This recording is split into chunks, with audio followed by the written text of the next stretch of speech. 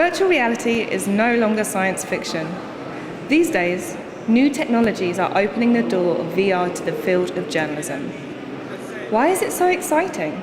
VR means different things to different people. And there's a spectrum, right? At the low end, I can watch a 360 video on Facebook. I can watch it through Magic Window, through my phone. I can convert my phone into a head-mounted display through Google Cardboard and other means, or higher-end things like the Oculus or the HTC Vive. That's another world. Your brain immediately believes that you're somewhere else. It was so real and nice.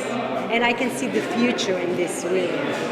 VR technologies also have an extraordinary potential for changing the experience of news consumption.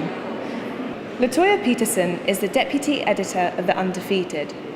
She talked about the added value for the consumer. So VR changes the experience of news consumption because it puts the viewer directly into the place. One of my favorite experiences is by Noni de la Peña and her Emblematic group, and they had a domestic violence call that they used the sound from called Kia, and it's a really, really powerful experience. It's like 7-minute long domestic violence conversation. Like you're sitting there and you're listening and you're really into the character. And what Noni told me afterward, because I experienced it and I was just like, I was almost crying in the headset. I was just like, it was, you know, it's different than looking at it on the news where it's flat and you're just hearing the thing and you're just like, oh, this is awful. Like there, it feels like you're there and you're listening and you're watching it unfold. And so what Noni told me afterward is that a third of the people who went into that experience bail, they pull out beforehand because it's such an emotionally resonant piece. Big news organizations are starting to realize the potential of news technologies. But are they adapting fast enough? So media companies will never learn as fast as I want them to learn.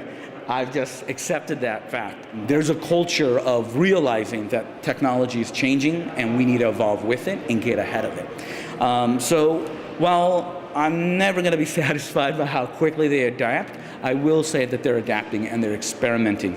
I'm going to just flood the newsroom with an army of people who are framed in the mindset that I want them to be framed in, which is lean into this disruption, own this disruption, and help shape it.